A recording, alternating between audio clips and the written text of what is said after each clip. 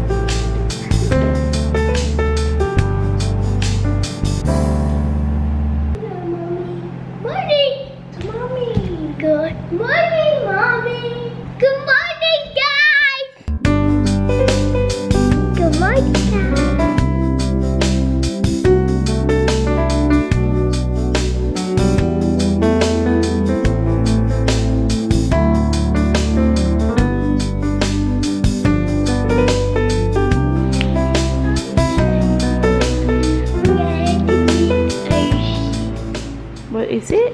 It's ocean. Oh, it's ocean. Let me hold it. A shark. This one. I'm not sure. This one. Okay.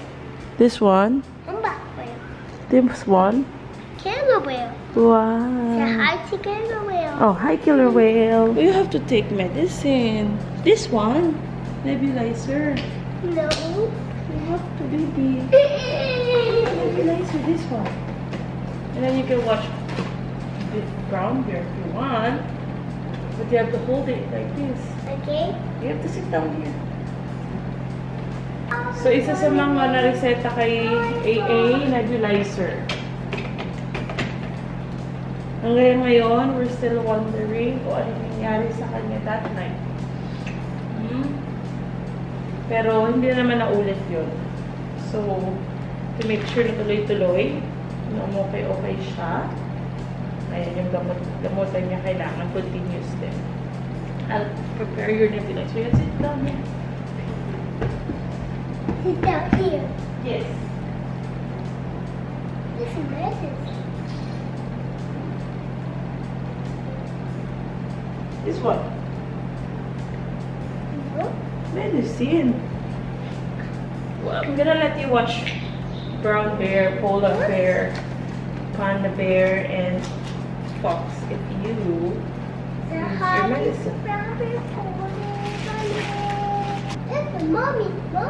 Yeah. Mommy, please goodbye. Goodbye. Mama, hold it.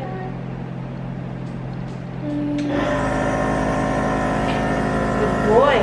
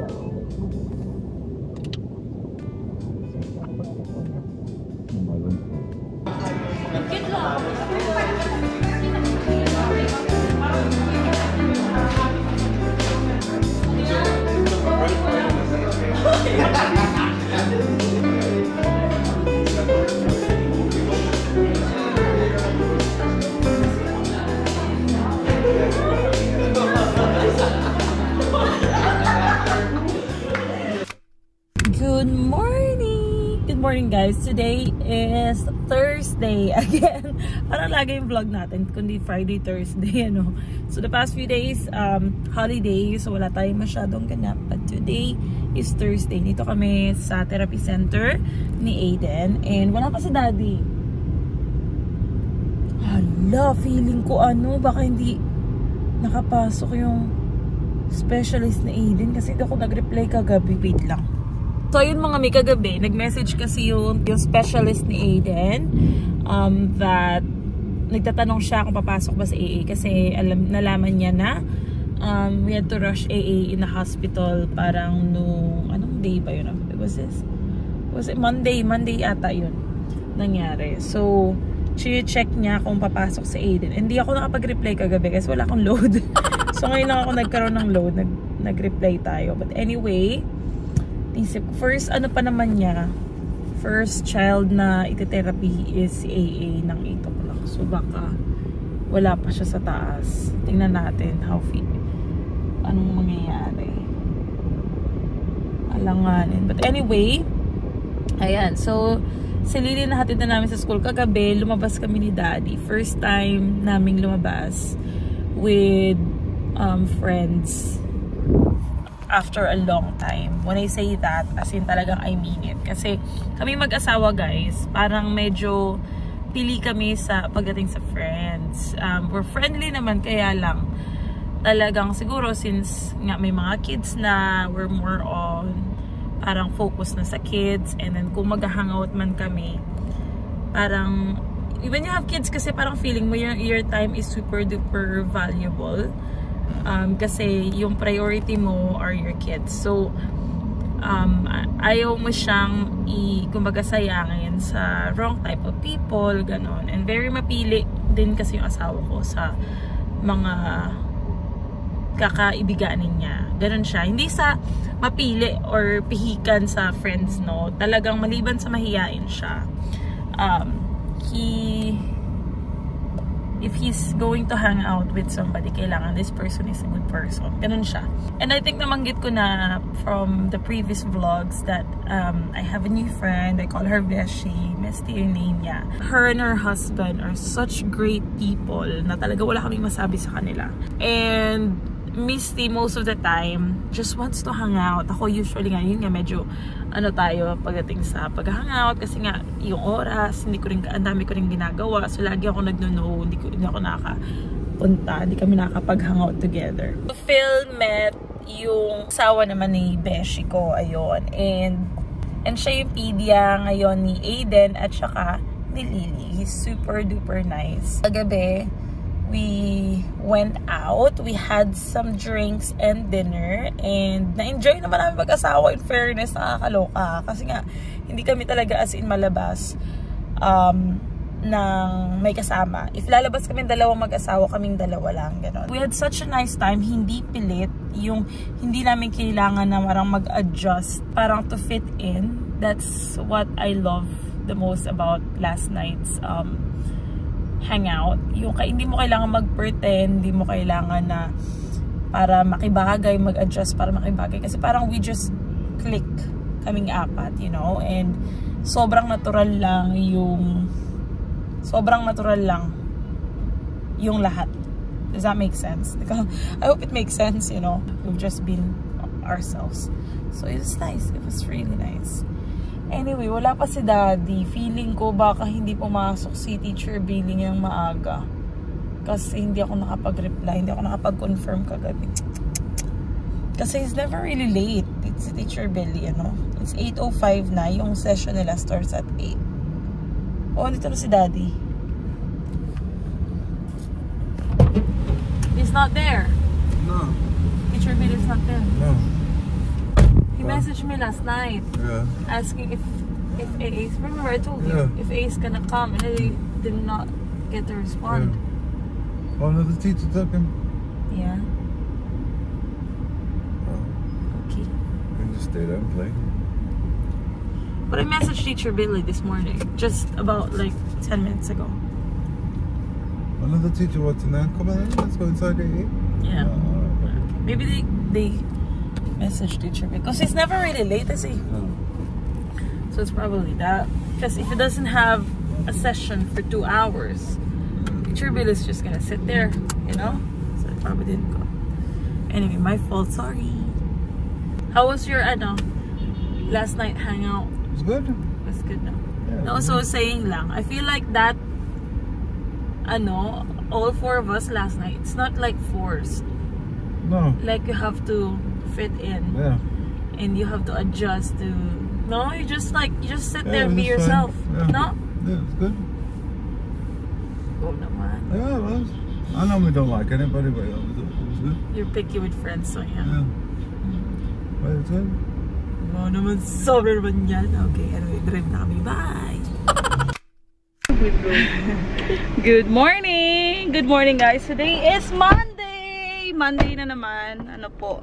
Ang dilim. Ayan. Hatid kami sa school ni Lily. Sa AA walang school today. Pero tamang-tama din kasi wala tayo ng BIR today.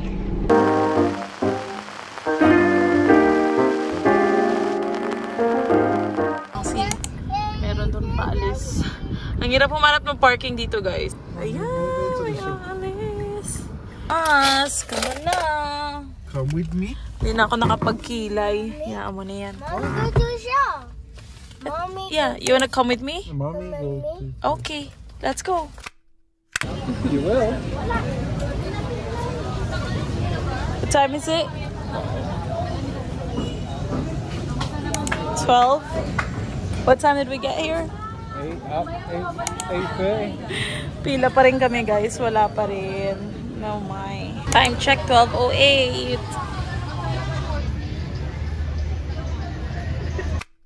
Tita Christmas. You talked to Tita Crystal? Yeah.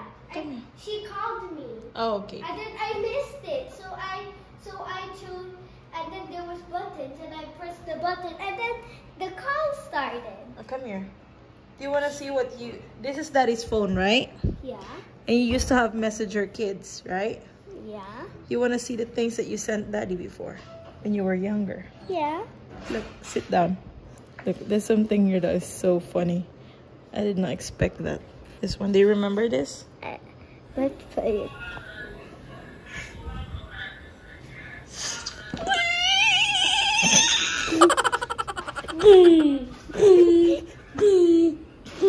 It's like I'm pretending to be a rock star, but I don't remember.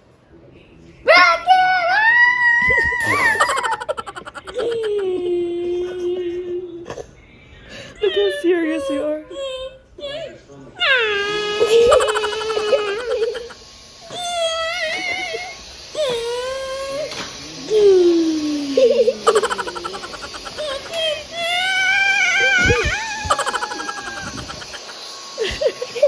You don't remember that?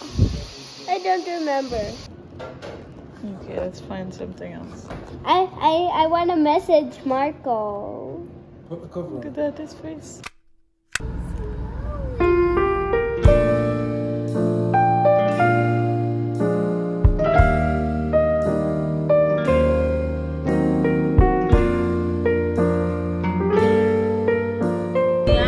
Finally, we are going to BGC.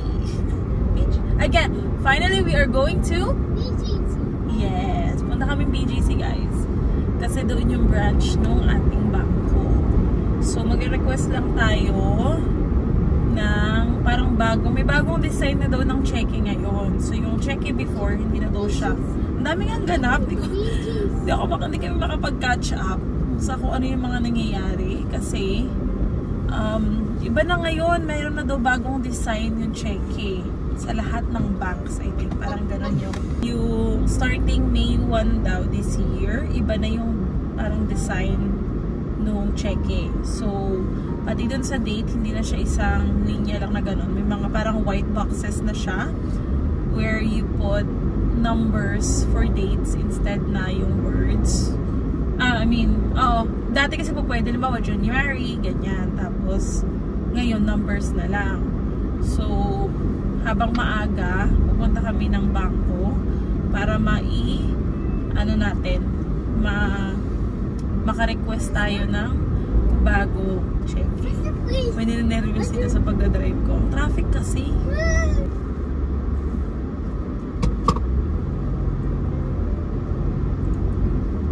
Stay to the left T2, S-Lex north on ramp. Magbabakasyon na pala mga mi. So yung school ni Lily, since maaga silang nag-start ng klase, I think they started in July. Matatapos din yung kanilang school year ng maaga. So yung last day nila ng school will be, next week. So start na sila nung finals na test nila. Parang sa atin, periodical test, diba? Yung gano'n. Sa kanila, PT ang tawag.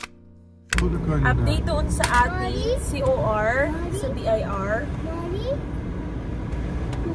Nakuha na ni Mama yung COR namin. Kaya lang sobrang late na niyang na-receive. Diba kahapon pa kami nandoon. Ang aga namin kahapon, 8 o'clock nandun na kami.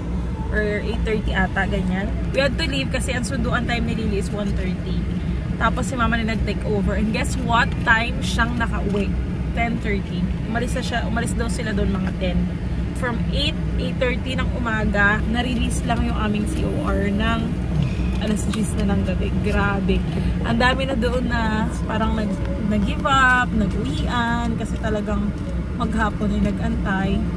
To think na for release lang sana yung sa amin. Pero ayun. But anyway, we've got yung documents na kailangan. So kailangan ito ma-treat to si Mama. Kasi grabe yung sacrifice niya. Sabi ko nga sa kanya, pag umabot na ng 5 at all done. Wala pa, uwi na. Yung pala nalobat yung phone niya, so hindi niya nabasahin. So, parang nanghinayang din siya sa pinila namin maghapon. So ayun, naka-experience siya ng ating paglakad ng papeles. Naloka siya. Sabi niya, ganito pa talaga kahirap. Sabi ko, well, growing up, ganun talaga yung mga napagdadaanan pag kukuha ka ng birth certificate. Dati, ngayon, mas madali na pwede ka magpunta sa kahit anong mga SM, diba? Para mag-request ng PSA. Pero dati ka ako talaga, ipipila mo pa yan, fill up, pag i-enroll ng mga bata sa school, iba din yung hirap nun. Pag nag-high school ka, yung clearance, diba, ibang lakad din yun. Sabi ko, ganoon talaga, yung based on yung experience ko growing up dito. So sa kanya, since hindi niya naman din kasi na-experience yun, parang bagong karanasan sa kanya, naloka lang siya. But anyway, sabi ko maganda yun, at least na naranasan niya. After 2 oras, andito na kami. Oh, 2 kalahati daw pala. Dito na kami. You got the card for parking? Okay. We're here in? Breezy. Yay! Luis. Aiden. Luis. Again. Aiden. Luis. So cute. It's the same as my mom's. Yeah.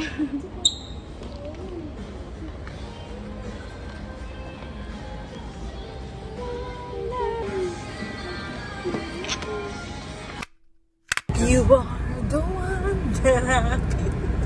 You are my vibe. There, it's in front of the No, here. No, Lily wants to show you something. They got certificates today. Wow. First honors. Wow. Behavior. For having 99, average of 99. You have to send that to Granddad. Hi guys! Sasundo na namin si Lily and we are so proud. Are you proud, Daddy? Yeah. So proud. She's got a certificate kasi 4 yung certificate na na-receive niya today. So yung certificates na na-receive niya, so meron siyang 2 exemplary conduct certificate or more on parang good behavior, ganyan, for both terms. So kaya siya 2 kasi term 1 at saka term 2. In term 3 nila patapos pa lang. So she got that certificate. And then meron pa siyang 2 certificate pa. And these are certificates of first honors. Sobrang proud kami sa kanya ng daddy niya. So nakalagay dito. So this is for first term. Tapos ito sa taas, second term. So nakalagay dito, first honor certificate is awarded to Lily Haley McQueen for having an average of 92 or higher. So yung average ni Lily sa school is 99. So pasok na pasok siya. Ayun. So for having average of 92 or higher with no grade below of 90. So yung mga batang average na more than 92 pataas, makaka-receive nito, at yung mga walang mababa sa 90 na grade. So wala talaga siyang kahit na isang grade sa kahit anong subject na below 90, or actually pinakamababa niya ata 96 if I'm not mistaken. So So yun, in any subjects and a rating of at least BP in conduct, homeroom, and club activity for the first term of academic year. Ayan. So nakaka-proud, so happy. Ipapa-frame ko to. Gusto ko to ipa-frame. Maliliit lang silang, so cute. So ayan siya, nakakatuwa. Tapos pati yung anak ng beshi ko na si Marco, meron din. So meron siyang picture kanina na magkakatabi sila. So titry ko kapag naisan niya sa akin yung picture namin, ilagay ko dito. So proud kaming mga mommies. Nagulat ako kasi hindi ko alam na meron silang marireceive na certificate today. So kami sobrang proud na mag-asawa. You can open later, okay? We love you, baby. So proud of you. You're so smart. Good job.